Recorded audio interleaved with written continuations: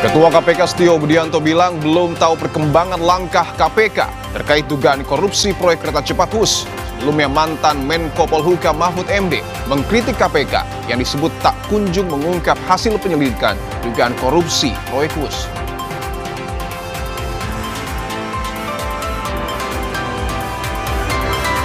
Selebritas Nikita Mirzani divonis 4 tahun penjara atas kasus pemerasan disertai ancaman dan tindak pidana pencucian uang atau TPPU. Sebelumnya, jaksa mengatakan Nikita diduga telah menikmati uang hasil pemerasan.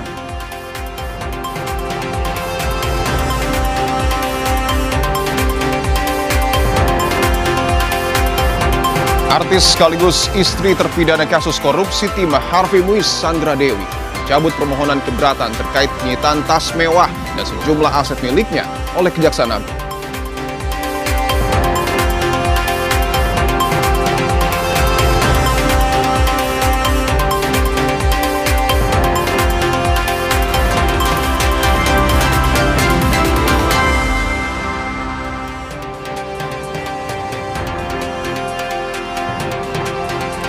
Halo, apa kabar saudara? Selamat datang di program Berita Kompas Petang, hanya di Kompas TV, independen, terpercaya. Saya, Cindy Permadi. Dan saya Dipo Nurbahagia. Kita mulai Kompas Petang dengan informasi pertama.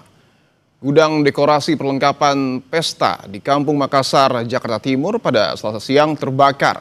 Besarnya kobaran api membuat 4 rumah di sekitar lokasi ikut terbakar.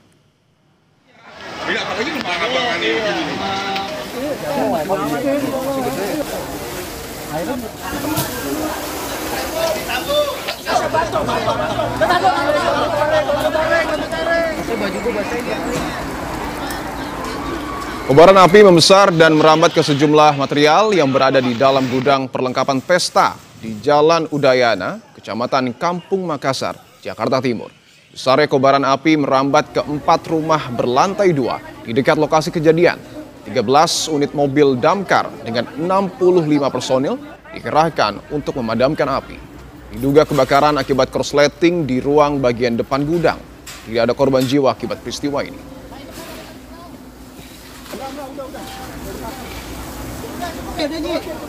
Udah. Malam cukup ya? Iya. Apalagi kembangan ini. Gudang alat-alat resepsi itu ya, pesta, dekorasi. Jadi yang terbakar ya material-materialnya gitu khususnya. Nah, untuk peluncuran yang kita luncurkan 13 unit dengan personil kurang lebih 60 personil. Perambatan ini ada berdampak 4 unit rumah ya, yang berlantai 2 ada 3, ada 4 ya, ada 4. Jadi 4 berlantai 2. Saudara, selebritas Nikita Mirzani divonis 4 tahun penjara atas kasus pemerasan disertai ancaman. Vonis ini jauh lebih ringan dari tuntutan jaksa 11 tahun.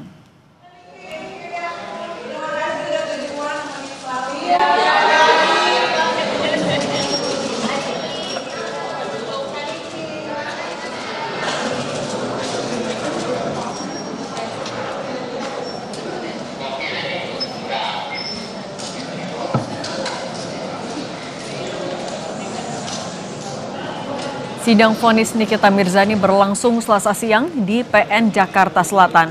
Dalam sidang vonis, Nikita dijatuhi hukuman 4 tahun penjara dan denda 1 miliar rupiah.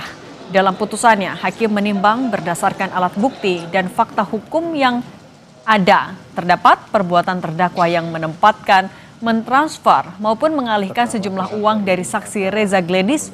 Oleh karenanya, hakim menilai unsur pidana telah terpenuhi secara hukum.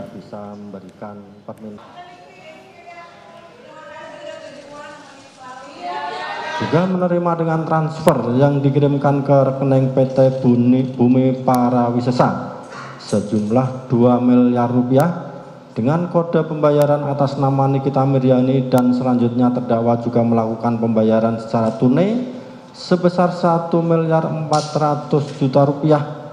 Namun uang tersebut menurut pengakuan terdakwa bukan berasal dari pemberian saksi Reza Gledis Pretianisari. Sehingga dengan demikian menurut majelis hakim terdapat perbuatan terdakwa yang menempatkan, mentransfer maupun mengalihkan sejumlah uang yang berasal dari saksi Reza Gladys Pretianisari.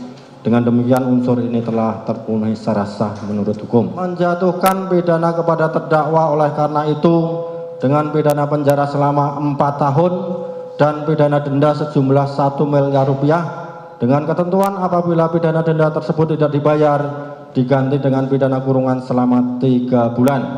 5. Menetapkan masa penangkapan dan penahanan yang telah dijalani terdakwa dikurangkan seluruhnya dari pidana yang dijatuhkan. 6. Menetapkan terdakwa tetap ditahan. 7. Menetapkan barang bukti berupa 1 buah sistem elektronik akun WhatsApp. Atas vonis hakim terhadap dirinya, Nikita mengucapkan terima kasih kepada pihak yang telah mendampingi kasus hukumnya. Vonis 4 tahun penjara yang diputuskan Hakim PN Jakarta Selatan jauh di bawah tuntutan jaksa penuntut umum yang sebelumnya menuntut Nikita secara kumulatif dengan hukuman 11 tahun penjara. Atas vonis hakim yang menjatuhkan hukuman 4 tahun penjara, Nikita mengaku menghormati putusan hakim.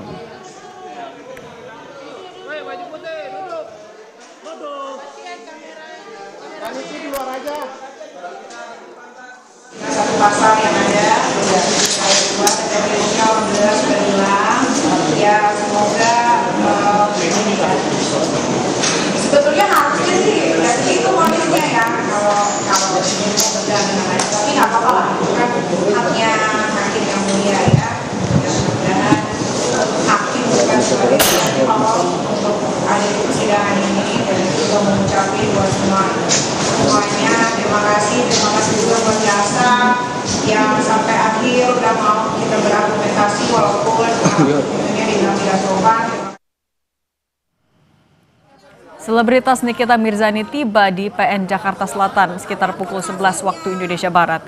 Nikita dibawa dari Rutan Pondok Bambu Jakarta Timur untuk menghadiri sidang vonis atas kasus dugaan pemerasan dan tindak pidana pencucian uang. Atas kasus yang dihadapinya, hakim memutuskan vonis Nikita 4 tahun penjara. Sebelumnya jaksa penuntut umum menuntut Nikita Mirzani dengan hukuman 11 tahun penjara dan denda 2 miliar rupiah.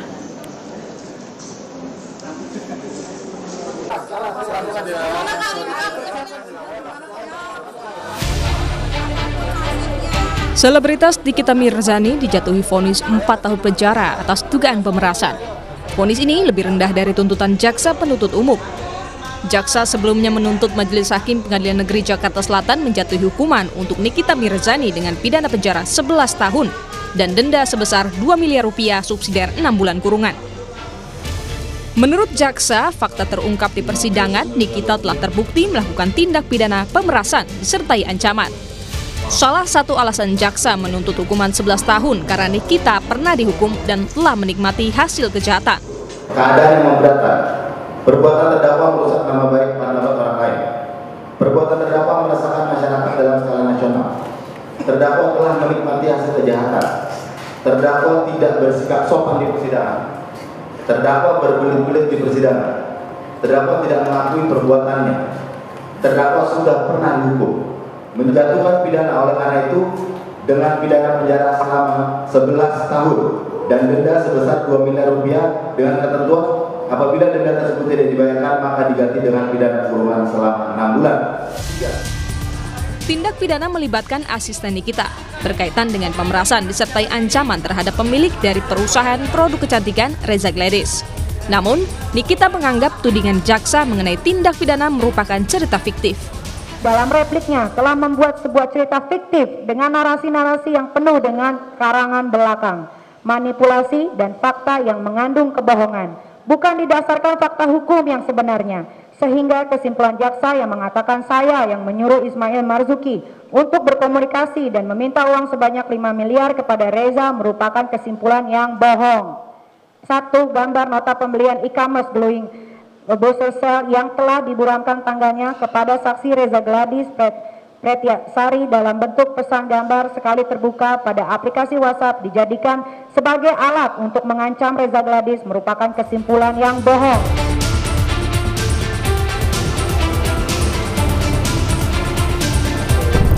Kasus bermula saat Reza Gladys melaporkan Nikita ke Polda Metro Jaya pada 3 Desember 2024 atas dugaan pemerasan setelah mengunggah ulasan negatif tentang produk kecantikan miliknya di media sosial.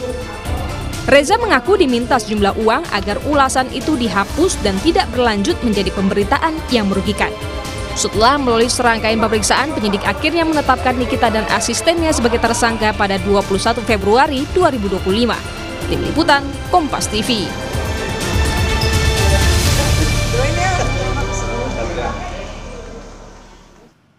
Informasi selengkapnya atas vonis yang dijatuhkan hakim terhadap selebritas Nikita Mirzani.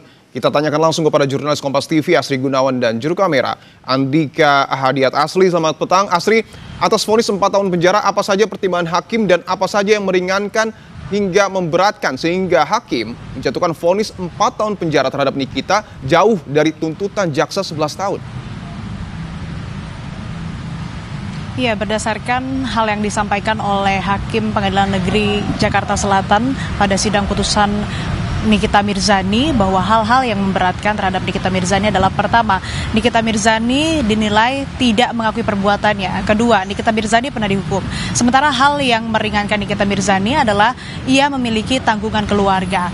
Dan kalau bicara soal mengapa vonis hakim jauh lebih rendah dibandingkan dengan tuntutan jaksa penuntut umum, kalau kita lihat dari putusan yang dibacakan oleh majelis hakim, bahwa Nikita Mirzani ini hanya terbukti melakukan tindak pidana pemerasan melalui informasi transaksi elektronik dan berupa ancaman, tapi dakwaan alternatif kedua jaksa penuntut umum berupa tindak pidana pencucian uangnya ini tidak terbukti, atau hakim menilai Nikita Mirzani tidak bersalah sama sekali. Tadi dijelaskan juga oleh majelis hakim bahwa unsur-unsur pidana juga telah terpenuhi dalam pasal yang mengacu pada pemerasan melalui informasi transaksi elektronik. Nikita Mirzani disebut telah mendistribusikan, mentransmisi secara elektronik dan melakukan pemerasan dengan mengancam Reza Gladys untuk kemudian akan membongkar rahasianya.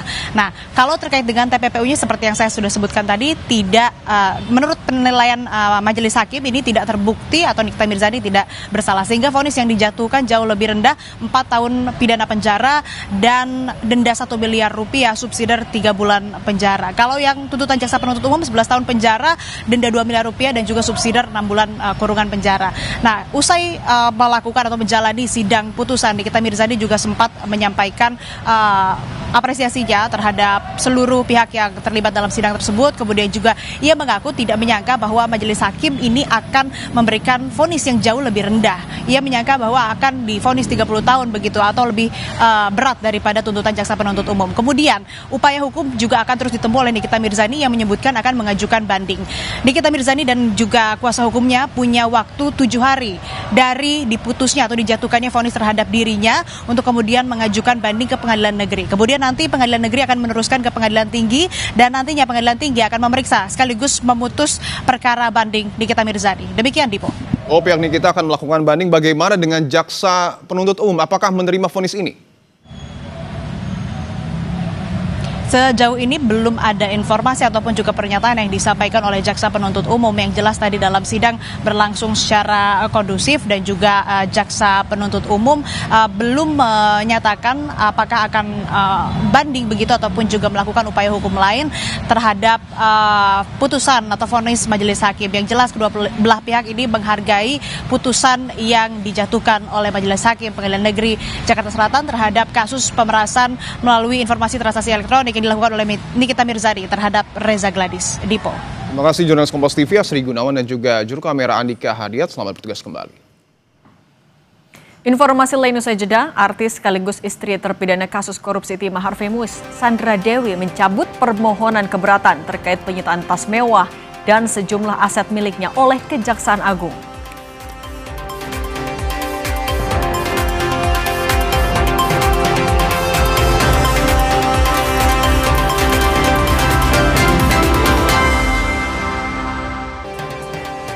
Terima kasih Anda masih menyaksikan Kompas Petang, saya Cindy Permadi. Saudara, artis sekaligus istri terpidana kasus korupsi timah Harvey Muiz, Sandra Dewi, mencabut permohonan keberatan terkait penyitaan tas dan sejumlah aset miliknya oleh Kejaksaan Agung.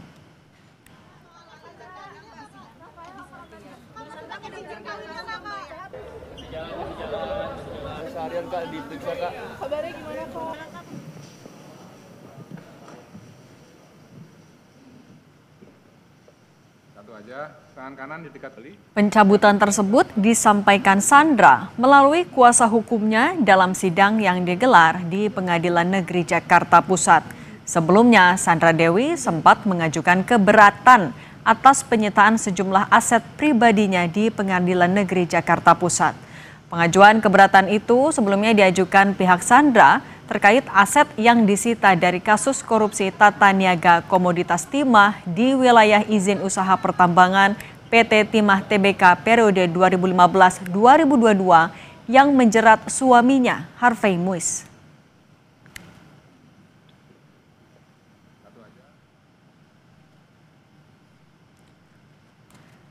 Sebelumnya, Kejaksaan Agung mempersilahkan Sandra Dewi mengajukan keberatan atas penyitaan beberapa aset miliknya.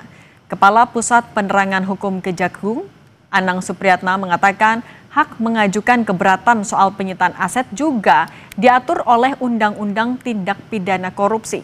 Anang juga bilang tindakan penyidik menyita aset yang terkait Harvey Muiz sudah tepat. Namun, selama pihak yang mengajukan memiliki bukti kuat dan putusan pengadilan, barang tersebut akan dikembalikan setelah kasusnya inkrah. Total ada 88 tas mewah Sandra Dewi yang disita Kejaksaan Agung.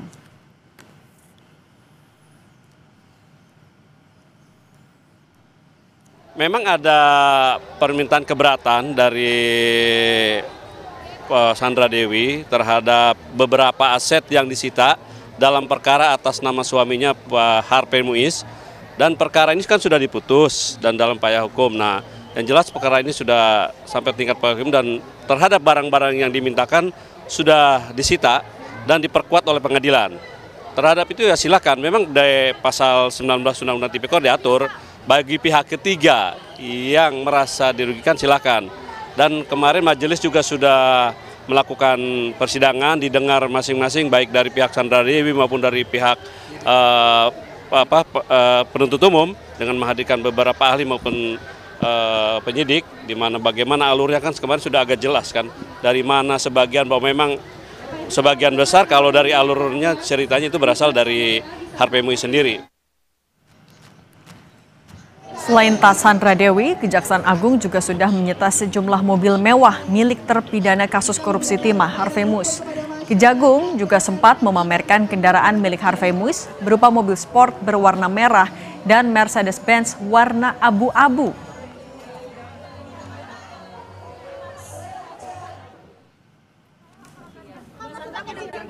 Sandra Dewi sudah mencabut permohonan keberatan terkait penyitaan sejumlah aset miliknya oleh Kejagung. Lalu bagaimana sebenarnya aturan soal penyitaan aset yang dilakukan? Kita bahas bersama pakar tindak pidana pencucian uang atau TPPU Yenti Garnasi. Bu Yenti, selamat petang. Selamat petang, Mbak. Selamat petang, Mbak. Bu Yenti, sebenarnya kalau dalam kasus ini kan Sandra Dewi sudah mencabut gugatannya, tapi ketika ada akta pisah harta, ada perjanjian pranikah, aturan hukumnya ketika mau melakukan penyitaan aset itu seperti apa?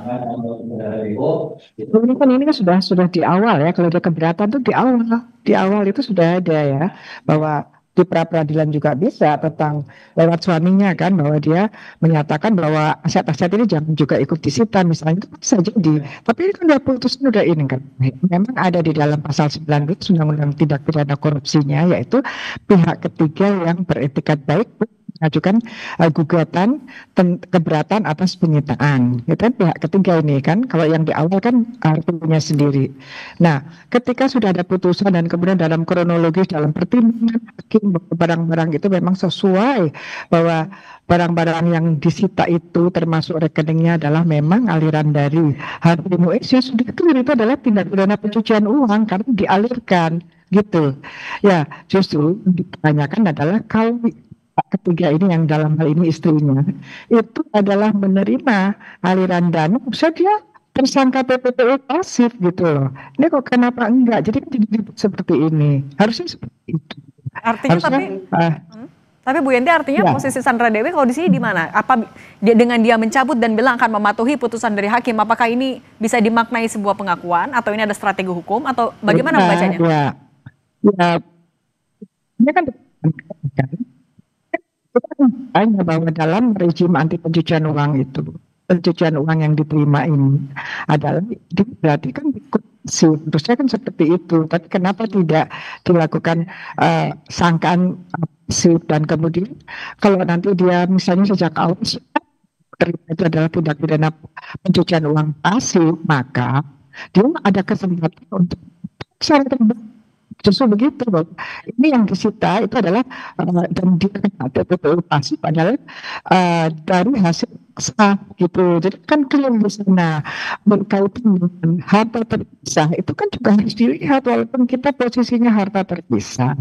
Kita kenal sendiri kan berarti kita status dengan suami terpisah, bukan berarti kita bisa menerima harta kekayaan yang dari suami itu memang berasal dari hasil kejahatan. Kemudian juga kita saya tidak bisa, tetap itu adalah aliran dana dari korupsi yang dilakukan suaminya. Ini yang harusnya kejaksaan sebagai penuntut, penyidik dan penuntut untuk kasus ini menjelaskan gitu. Jadi kalau ini jangan sampai ada framing bahwa tindak pidana pencucian uang pasif itu tidak terjangkau. Dulu Malinda suaminya kena gitu loh. Jadi kita pernah melakukan itu karena gini, kalau kita akan memberantas korupsi dengan menerapkan TPPU, tapi hanya berhenti di TPPU aktif, itu jangan harap uang hasil kejahatan atau korupsi itu akan kembali. Padahal kita adalah semangatnya mengembalikan, merampas semua hasil korupsi dimanapun itu berada, termasuk berada di istrinya yang bisa harta dengan suaminya. Harusnya seperti itu. Tapi Bu Yenti, untuk menelusuri harta, untuk melakukan penyitaan aset, apakah sebenarnya pencabutan gugatan ini juga bisa jadi pintu masuk lagi untuk jaksa penuntut umum? Harusnya gitu, karena ini kan terpisah ya, pasal 19 itu gugatan itu terpisah ya, namanya juga dalam undang-undang korupsi, tapi pendalinannya terpisah, itu pengadilan perdata, yaitu pihak ketiga yang beretikat baik, dan kemudian keberatan harta kekayaannya termasuk yang disita dalam pengadilan korupsi di pengadilan yang lain boleh melakukan. Tetapi penegak hukum korupsi ini dalam hal ini Kejaksaan Agung tidak akan terpengaruh oleh itu. Tidak akan terpengaruh, apalagi sudah dicabut ya harusnya tetap jalan gitu. Tapi kalau untuk menelusuri aliran dana TPPU itu Bu Yenti bisa kemana lagi selain keluarga? Mana saja, kan keluarga ada yang adiknya juga ya, kemana saja gitu. Jangan dibatasi. Kalau dibatasi nanti tidak recovery, tidak ada pemulihan. Jadi jangan penegak hukum melindungi pihak lain yang memang nyata-nyata juga menerima, karena mereka itu harus juga dijeratkan, bukan saja disita, dirampas, tapi ada sanksi pidananya. Kita kan ada aturan pasal 5 ini. Jangan juga tidak pasal 5 Undang-Undang TPPU itu menjadi diskriminatif, pernah diterapkan tetapi kali ini tidak. Atau akan memang sengaja akan dijadikan sweeping gitu ya, undang-undang yang pasal yang tidak pernah akan diterapkan. Padahal pada mereka itulah uang-uang itu ada. Padahal kalau kita ingin mencegah atau memberantas tindak pidana korupsi terutama yang ada TPU-nya, penerapan pasif itu harus dikuatkan agar integritas bangsa ini dikuatkan untuk tidak menerima, tidak bersinggungan dengan uang-uang hasil korupsi, uang-uang hasil kejahatan yang seharusnya dia harus curiga. Nah ini kan kita akan nilai nanti yang bersangkutan ketika menerima dari suaminya curiga tidak. Curiga itu begini, selama ini nerimanya berapa, kemudian dia menerima terus sampai jumlahnya besar sekali. Itu kan harusnya ada kecurigaan. Jadi tidak harus tahu, orang yang menerima tidak harus tahu, tetapi curiga sudah cukup untuk menjadikan dia sebagai tersangka tindak pidana pencucian uang pasif. Nah, Bu Yenti, salah satu alasan Sandra Dewi sempat menggugat juga karena dia bilang ini adalah harta-harta hasil endorse atau hasil kerjanya dia sendiri.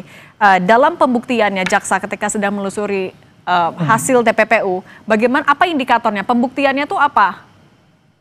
Kan di dalam kemarin Pak Maxin dari jaksa ya sebagai tergugat kemarin itu kan sudah menjelaskan bahwa endorsement, dia endorse, kemudian perusahaan di mana yang bersangkutan endorse pun dipanggil tidak hadir, yang dipanggil hanya beberapa yang hadir, itu pun tidak menjelaskan secara jelas kapan tas itu diterima, mana kan perusahaan itu mana sertifikatnya dan sebagainya kan tidak ada juga. Artinya apa?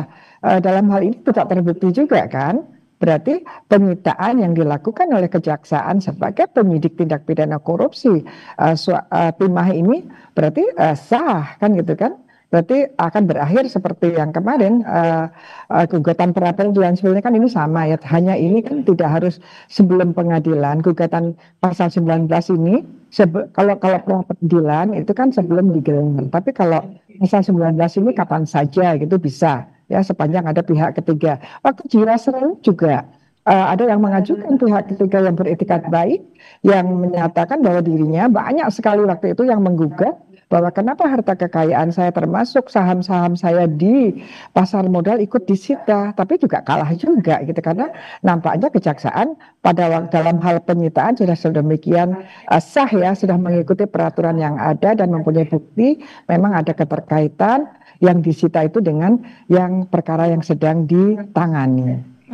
Mau menegaskan juga lagi Bu, artinya tapi ketika tadi sudah ada akta pisah harta, ada perjanjian pranikah, bagaimana jaksa penuntut umum bisa membedakan mana yang harta sah, mana yang ternyata adalah hasil dari TPPU? Iya, dua hal. Pertama, harta yang terpisah itu kan harta sebelum dia menikah, ya kan? Itu. Yang kedua adalah setelah dia menikah, kemudian dia dapat nafkah dari suaminya, dapat hadiah dari suaminya, itu harus bukan dari hasil kejahatan. Kalau yang terpisah dan kejaksaan tidak boleh menyita harta-harta atau memang tas yang memang diperoleh dia sebelum dia menikah, gitu ya. Itu dalam ini kan sudah ada putusan sampai inkrah, artinya ternyata menurut putusan kemarin sampai ke Mahkamah Agung bahwa yang disita itu adalah harta-harta yang temposnya, yang waktu pengadaannya, waktu diterimanya adalah pada saat setelah terjadinya tindak pidana yang dilakukan oleh terpidana Harvey Muiz itu, gitu. Itu sudah harus diklarifikasi nyata. Terbukti kan dia mencabut gugatannya, artinya mungkin ada pemikiran-pemikiran lain gitu ya. Tapi Bu Yenti, kalau melihat apa yang sudah terjadi di sistem hukum kita, apakah sudah melihat ada ketegasan membedakan antara melindungi keluarga dari tersangka korupsi maupun juga ketika harus menyita aset yang memang betul-betul hasil TPPU?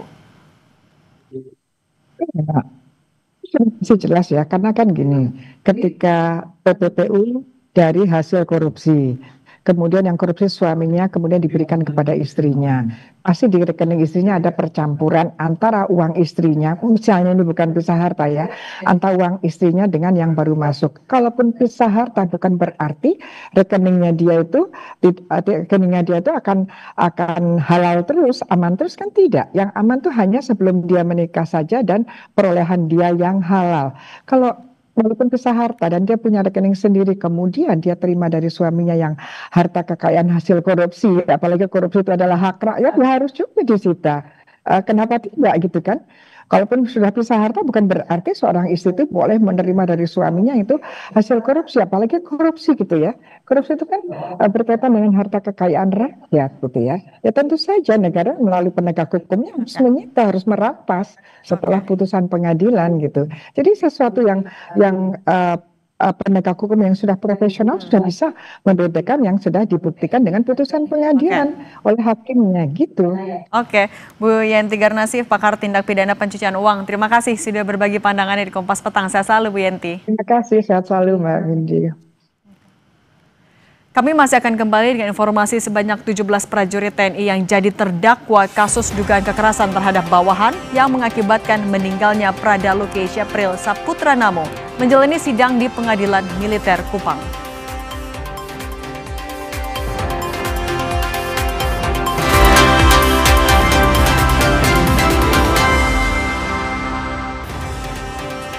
Kompas Petang kami lanjutkan saudara. Sebanyak 17 prajurit TNI yang jadi terdakwa kasus dugaan kekerasan terhadap bawahan yang mengakibatkan meninggalnya Prada Luki Syapril Saputra Namo menjalani sidang di Pengadilan Militer Kupang. Sidang ini beragendakan pembacaan dakwaan dan pemeriksaan 12 saksi.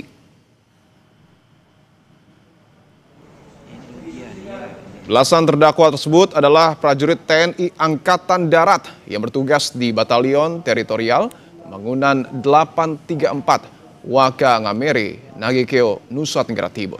Sebelumnya pada Senin kemarin, pengadilan telah menghadirkan 1 terdakwa dan 6 orang saksi. Para terdakwa diduga menganiaya Prada Luki Saputra Namo hingga korban mengalami luka berat dan meninggal di Rumah Sakit Nagekeo pada 6 Agustus 2025.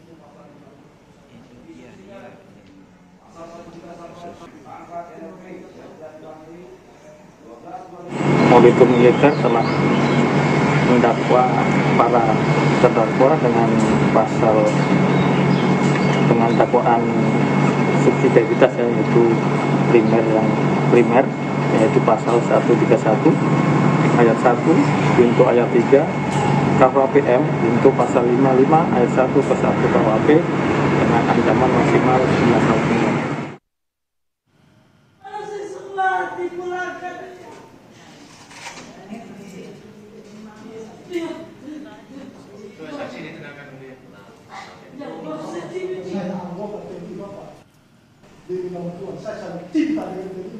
Merah putih Bapak, saya dalam mati. Itu kan kalau saya tidak ikut campur di situ Bapak sih. Mungkin itulah makanya itu Bapak pandang saya juga turut hadir Bapak. Ibu almarhum. Mohon izin Bapak hakim yang terhormat.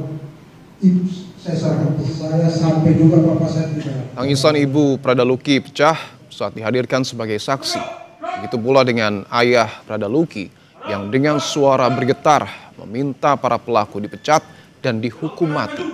Sang ibu menangis karena tak kuasa mendengar kesaksian para terdakwa ketika menyiksa anaknya. Sementara ayah Prada Luki menuntut keadilan lewat pengadilan militer Kupang.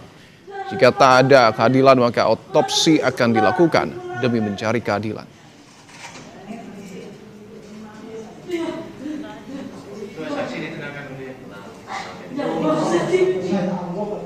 Istri saya bisa menangis Bapak. Saya pakai jiwa Bapak demi Tuhan. Saya keras di Bapak dengan jiwa saya berontak. Kenapa saya anggota TNI Bapak demi nama Tuhan? Saya sangat cinta dengan TNI. Merah putih Bapak, saya dalam mati. Izin, siap izin Bapaknya mau izin karena siap istri saya menangis. Jiwa saya merontak Bapak. Terima kasih. Siap, mungkin itu saya Bapak. Siap, terima kasih Bapak. Siap izin Bapak, saya salah Bapak. Siap. Siap itu istri saya menangis, saya jiwa saya berontak. Terima kasih. Izin saya terima kasih.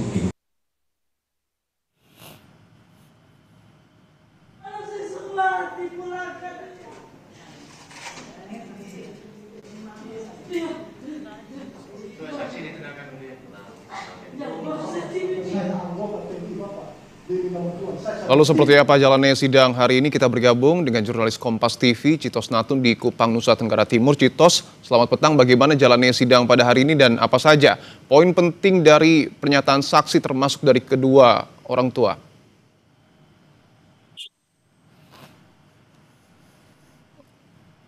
Sebelumnya saudara, hari ini telah digelar persidangan terkait dengan tewasnya Prada Luki. Dan visual yang tadi Anda lihat adalah tangisan dari sang ibu Prada Luki yang pecah. Dan ini adalah sejumlah pihak yang kemudian diduga melakukan kekerasan hingga mengakibatkan Prada Luki mengalami luka dan meninggal dunia. Ini adalah momen tangisan ibu Prada Luki yang pecah saat dihadirkan sebagai saksi. Tidak hanya sang ibu tetapi juga sang ayah Prada Luki dengan suara bergetar juga meminta para pelaku untuk kemudian dipecat dan dihukum mati. Kita akan menyapa kembali jurnalis Kompas TV, Citos Natun. Citos, bisa mendengar suara saya?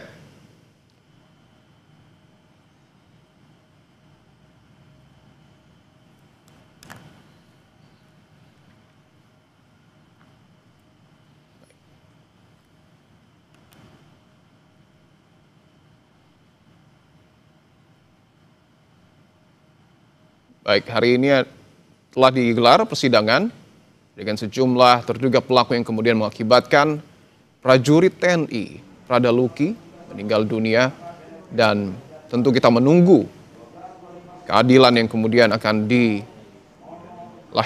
Sebanyak 17 prajurit TNI yang jadi terdakwa kasus dugaan kekerasan terhadap bawahan yang mengakibatkan meninggalnya Prada Luki Cepril Saputra Namo menjalani sidang di pengadilan negeri ataupun pengadilan militer Kupang, Nusa Tenggara Timur. Sidang ini beragendakan pembacaan dakwaan dan pemeriksaan 12 saksi. Belasan terdakwa tersebut adalah prajurit TNI Angkatan Darat yang bertugas di Batalion Teritorial Pembangunan 834 Waka Ngamere Nagekeo, Nusa Tenggara Timur. Sebelumnya saudara, pada Senin kemarin pengadilan telah menghadirkan satu terdakwa dan 6 orang saksi. Para terdakwa diduga menganiaya Perda Luki Saputra Namo hingga korban mengalami luka berat dan meninggal dunia.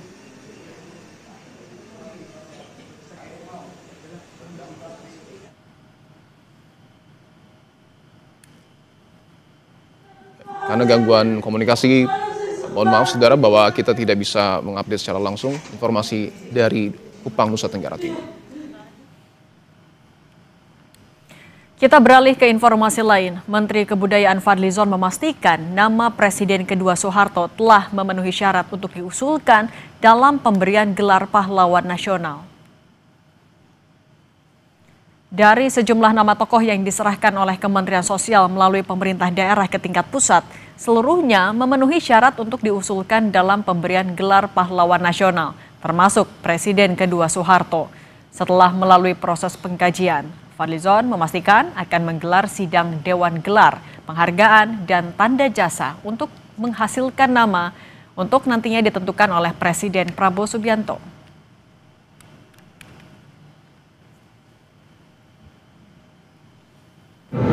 Kebetulan saya memimpin dan nanti tentu akan menjadi keputusan Presiden.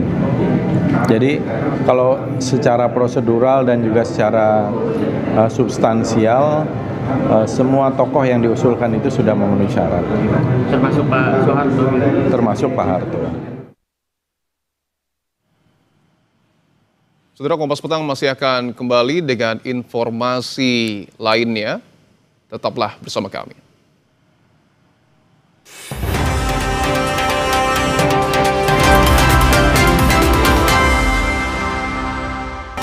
Anda masih menyaksikan Kompas Petang, saudara. Warga Gaza di distrik Deir al-Balah, Gaza Tengah, memakamkan 41 jenazah yang belum diketahui identitasnya. Mereka meninggal selama konflik antara Israel dan Hamas.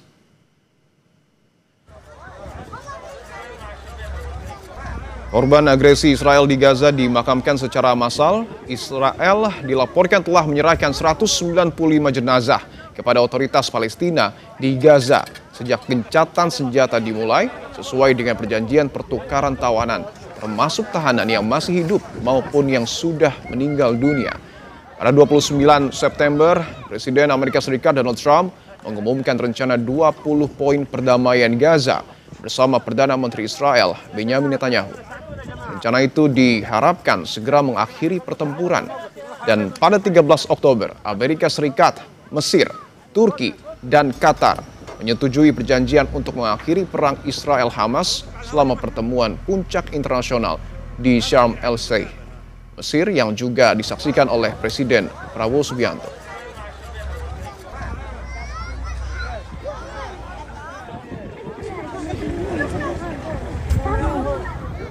هناك صعوبات كبيرة، جثامين واقعها صعب، هناك جثامين متحللة، جثامين يعني من الصعب التعرف عليها، وبالتالي ستبقى ضمن قائمة المجهولين. مطالبنا هو أن يكون هناك إمكانات ومقدرات من أجل التعرف على هذه الجثامين، وألا يترك هذا الجثمان ضمن قائمة مجهول أو يعني قبر مجهول مصير من بداخله، وبالتالي هذه القضية تحتاج إلى أن يكون هناك موقف دولي، أن يتم توفير أجهزة مختصة بفحص هذه الجثامين، وألا تبقى ضمن هذا.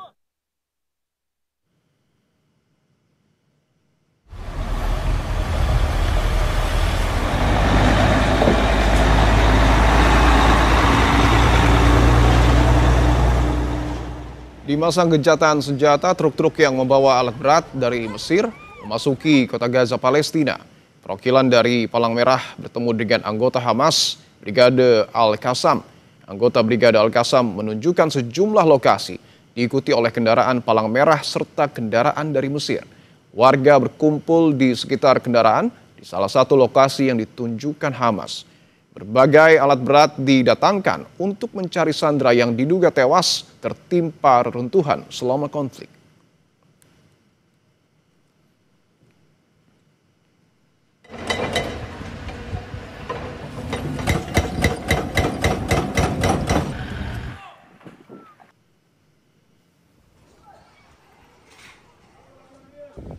Sementara itu, Israel akan menentukan pasukan internasional yang akan turut menjaga Gaza. Hal itu disampaikan Netanyahu dalam rapat kabinet di Yerusalem Minggu waktu setempat, Perdana Menteri Israel Benjamin Netanyahu membahas masalah pasukan internasional yang akan turut menciptakan perdamaian di Gaza, Palestina. Netanyahu juga bilang Amerika Serikat sedang mencari dukungan dari sekutu lainnya, terutama negara-negara Arab untuk membentuk pasukan stabilisasi internasional yang akan dikerahkan ke Gaza dan melatih pasukan Palestina.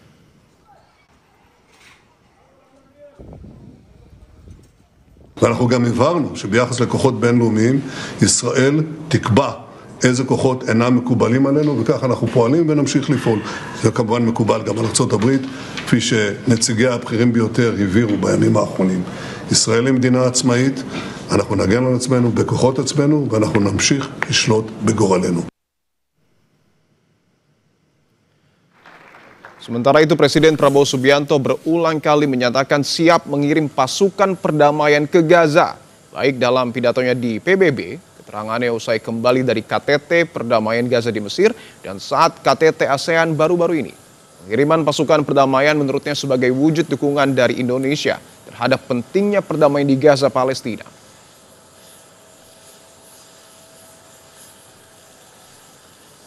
Gencatan senjata sudah berjalan, kemudian segera pasukan Israel akan ditarik, tentunya sesuai tahapan-tahapan. Gimana kesiapan Indonesia? Kami katakan kami siap. Kalau diminta pasukan penjaga perdamaian, pasukan peacekeeping, Indonesia siap. Lalu bagaimana peran Indonesia mendorong perdamaian di Gaza dan pasukan seperti apa yang siap dikirim oleh Presiden Prabowo Subianto? Seberapa besar ganjalan Israel soal pasukan perdamaian ini mempengaruhi pengiriman pasukan perdamaian? Kita bahas bersama pakar hubungan internasional Universitas Padjadjaran, Pak Teguh Reza Syah. Pak Teguh, selamat petang. Selamat petang, salam dari Indonesia. Salam dari Jakarta Selatan. Pak Teguh, kita tahu bahwa Presiden Prabowo Subianto mengaku siap untuk menempatkan pasukan Indonesia untuk bergabung dalam pasukan stabilitas internasional di Gaza. Mungkinkah hal ini terrealisasi dan berjalan mulus? Saat ini kita masih menunggu keputusan dari Dewan Keamanan PBB ya. Tapi kita perhatikan Israel bergerak pada level prinsip.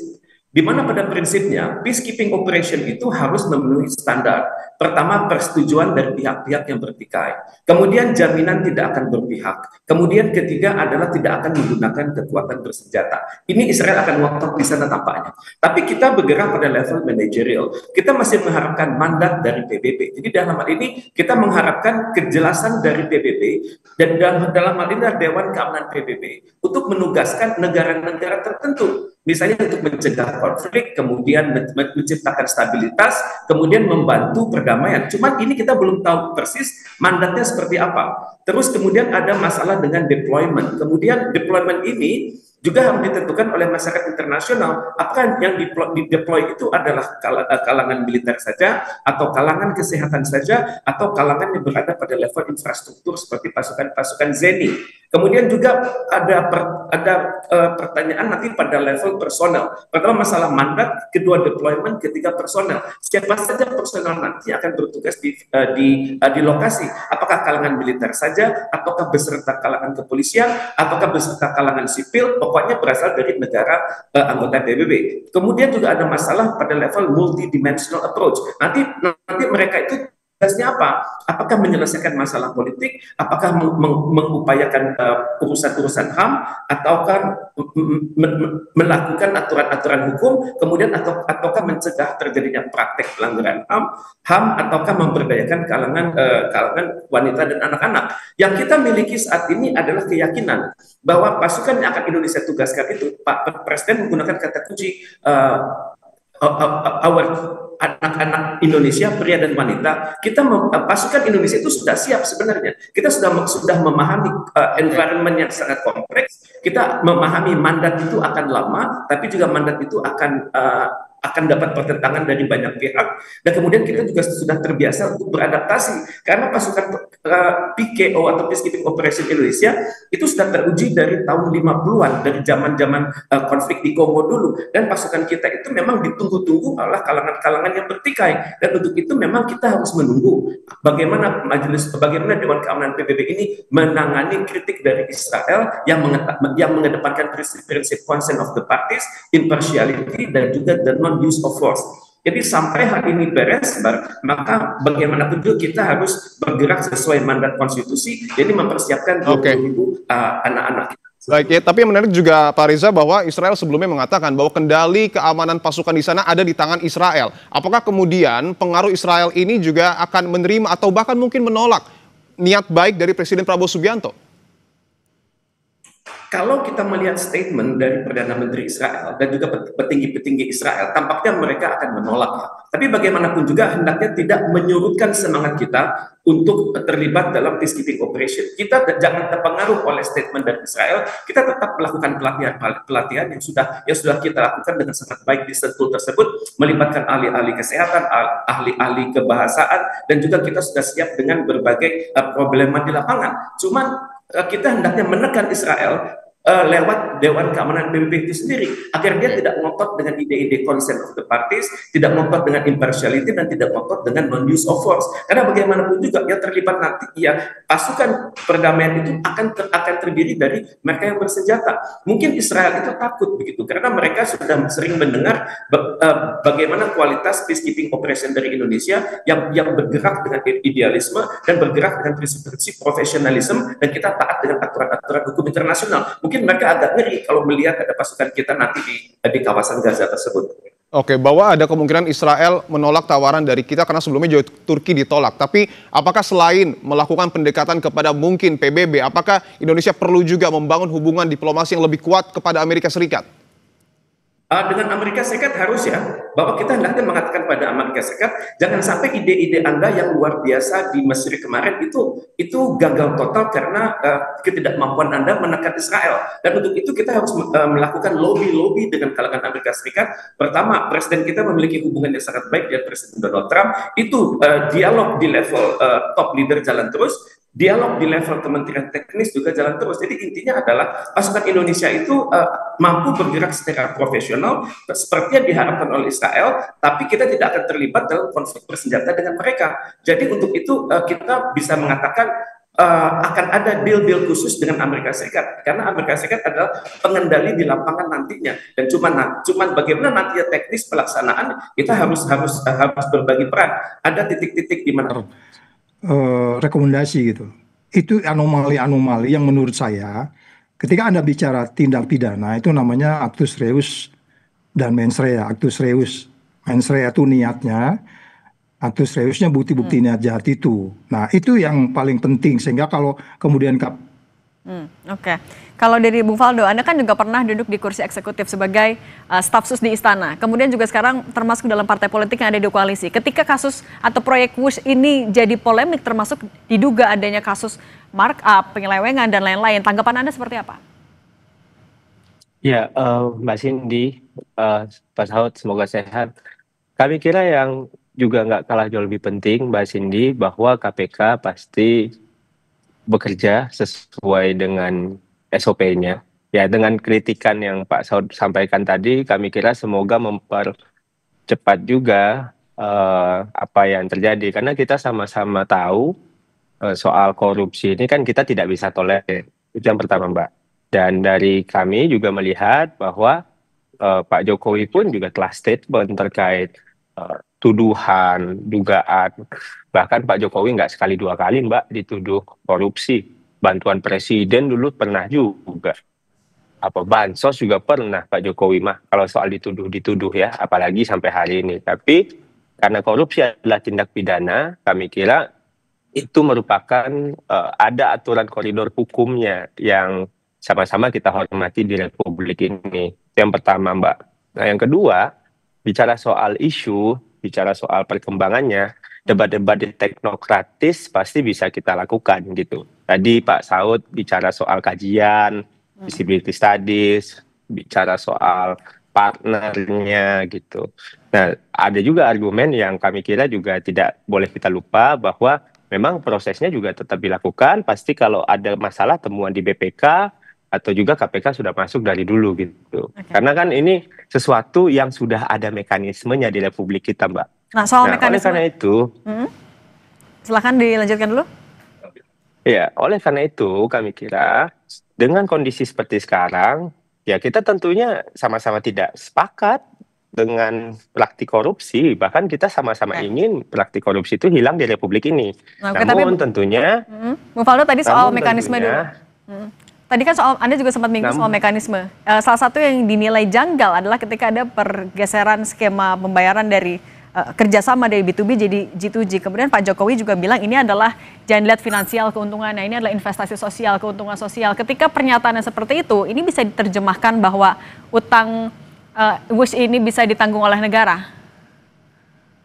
kebalik Mbak Cindy, dari G2G ke B2B ya. Tadi Mbak Cindy bilang terbalik ya, sorry, dari B2B ke Ya. Dari G2G ke B2B. Tapi kan memang dalam pembiayaannya kita tahu di Republik kita itu kan ada biaya EPC, ada biaya non-EPC, ada project cost, ada komponen biaya-biaya lain seperti pembebasan lahan lah, untuk konstruksinya, bikin stasiun di Halimnya kalau bicara secara spesifik soal WUS ya, terus skala proyeknya, topografi dan geologi yang juga tadi disampaikan oleh Pak Saud. Belum lagi bicara tentang teknologi rolling stock yang digunakan, pasti itu menjadi parameter juga. Nah, banyak yang membandingkan antara Jepang dan Cina, dan nggak sedikit juga yang membandingkan antara HSR di Tiongkok dan kereta cepat Jakarta-Bandung gitu. Semuanya itu harus dihitung secara sesuai dengan perbandingan yang setara kami kira. Jadi jangan di framing bahwa ini sepotong-sepotong ngelihatnya Mbak Cindy. Jangan sampai isu cost overrun ini malah membuat kita lupa bahwa memang WUS ini kan pionir Mbak, beda dengan yang lain gitu. Jadi kita lihat sesuai konteksnya, kita lihat sesuai zamannya juga, kala itu kita lihat juga sesuai skalanya. Menurut kami begitu Mbak Cindy. Oke, kalau dari Pak Saud, ini kan adalah sesuatu yang juga sudah jadi perhatian publik. Kalau misalnya KPK mau membuktikan kalau tidak ada kok yang jadi kendala yang bikin takut, harus start dari mana pemeriksaannya? Siapa dulu yang harus diperiksa Pak Saud?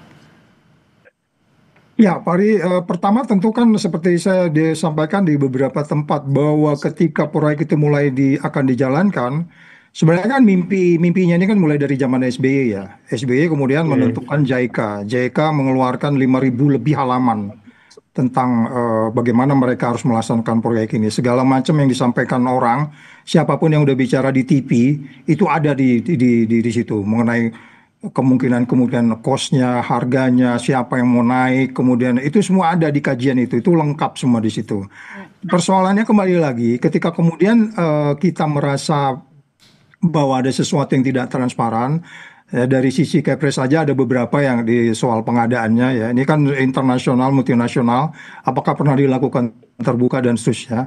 Makanya saya lebih cenderung begini, kalau kita berdebat nanti pasti akan kusir gitu. Akan banyak yang masing-masing punya perkiraan. Yang saya bilang tadi itu dari 0,1% ke 2% aja itu mens rea sudah bisa debat beberapa hari kita. Terus kemudian B2B, B2G dan seterusnya. Yang jadi pertanyaan adalah pada hari ini kita kan terancam tidak sustain melaksanakan proyek ini. Itu persoalan utamanya.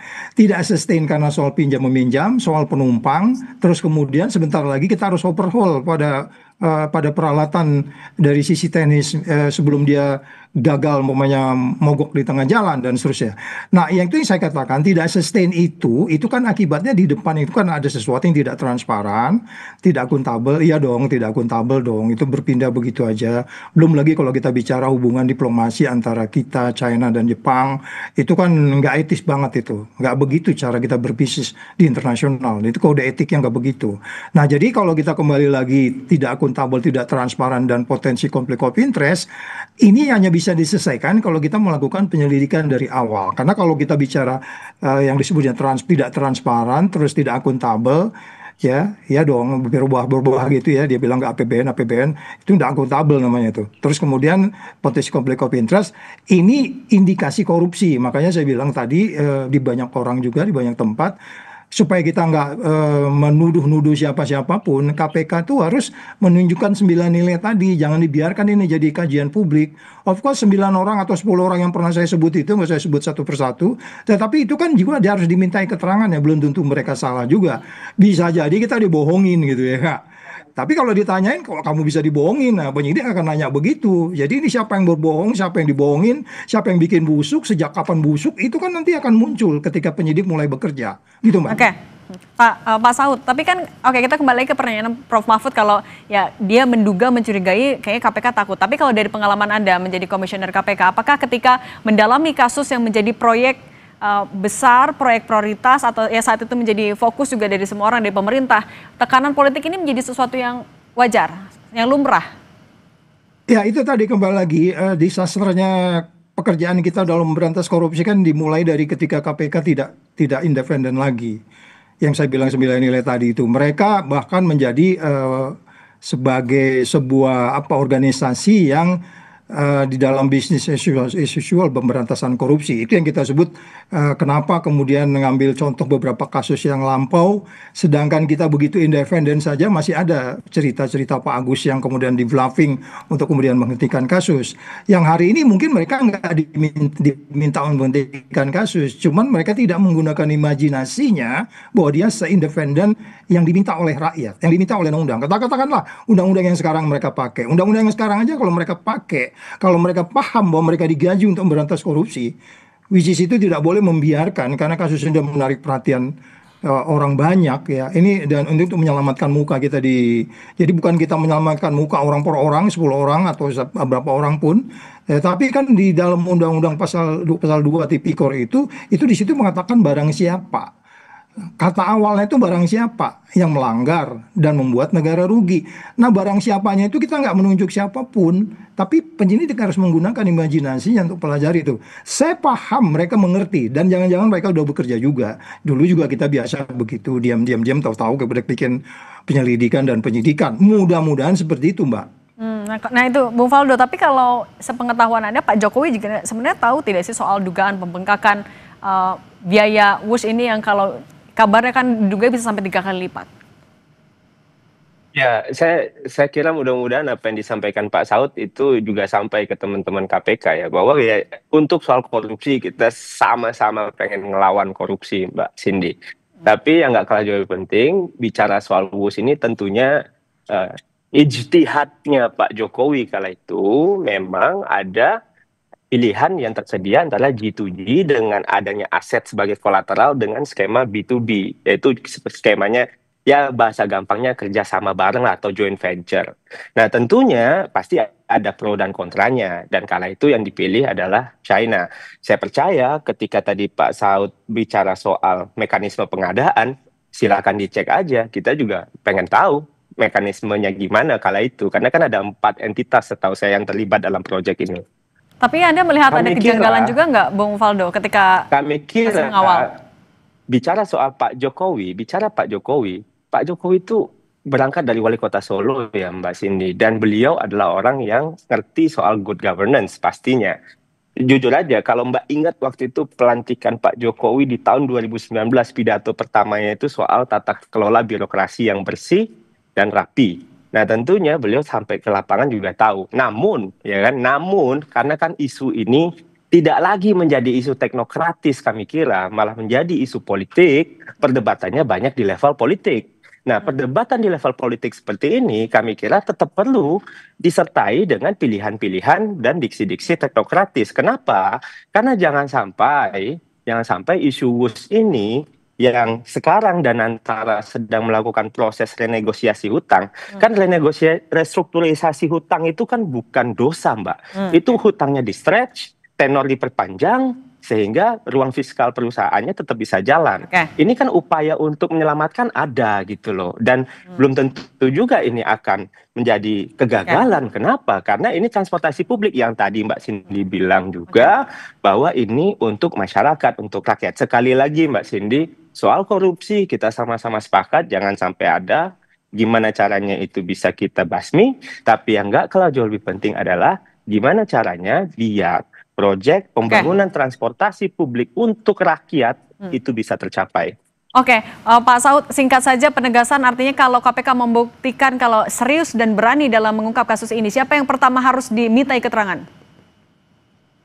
Ya, lihat saja ide pertama, saya membayangkan ketika serah terima antara Pak SBY ke Pak Jokowi ya. Mas Joko tolong lanjutin dan proyek ini, karena itu udah 4 tahun itu Mbak. Penelitian JICA itu 4 tahun, itu nggak gampang itu 4 tahun, nggak mungkin. Saya pikir itu pasti salah satu pesan yang dia sampaikan. Nah, kemudian kenapa itu berubah? Kan ada banyak dialog nih di depan ini. Dialog-dialog itu nanti yang akan muncul di penyidik. Sebenarnya niat jahatnya di mana? Sehingga kemudian terjadi potensi tindak pidana korupsi dalam hal ini kerugian negara. Jadi kalau KPK memahami apa yang mereka harus lakukan dari awal, mereka sudah pasti tahu dan mereka selalu melihat dari kalau kita bicara pelanggaran undang-undang di pasal 23 itu kan yang dimaksud dengan undang-undang itu apa, pengadaan barang Baik. terjadi pergantian dan seterusnya. Oke, sesuai judul kita juga ujian nyali untuk KPK mengungkap dugaan kasus korupsi WUS. Terima kasih Pak Saud Situmorang dan Bung Faldo Maldini sudah berbagi bersama kami. Sehat selalu. Terima kasih. Sehat selalu. Kami akan kembali dengan informasi hujan deras menyebabkan turap penahan tebing di Sindang Resmi, Kecamatan Bogor Selatan, Kota Bogor ambrol. Akibatnya belasan rumah warga terdampak.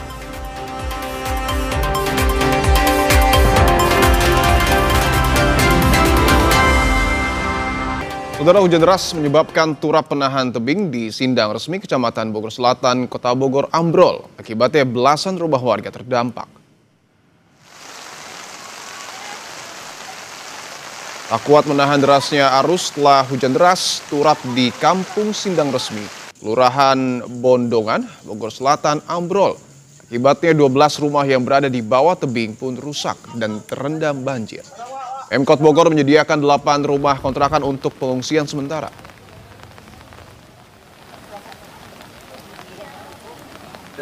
Tanggul penahan tebingan atau TPT yang bersisian langsung dengan jalan ambrol.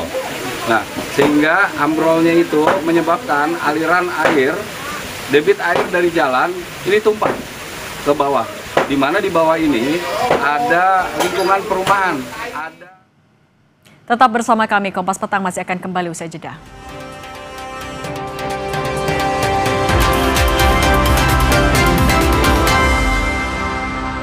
Saudara, selebritas Nikita Mirzani divonis 4 tahun penjara atas kasus pemerasan disertai ancaman. Vonis ini jauh lebih ringan dari tuntutan jaksa 11 tahun. Dalam sidang vonis, Nikita dijatuhi hukuman 4 tahun penjara dan denda 1 miliar rupiah. Dalam putusannya, hakim menilai berdasarkan bukti dan fakta hukum, ada unsur pidana telah terpenuhi secara hukum. Vonis 4 tahun penjara yang diputuskan Hakim PN Jakarta Selatan jauh di bawah tuntutan jaksa penuntut umum yang sebelumnya menuntut Nikita secara kumulatif dengan hukuman 11 tahun penjara. Atas vonis hakim yang menjatuhkan hukuman 4 tahun penjara, Nikita mengaku menghormati putusan hakim.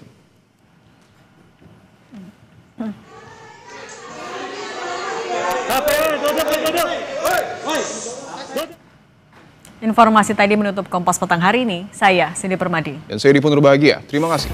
Sampai jumpa.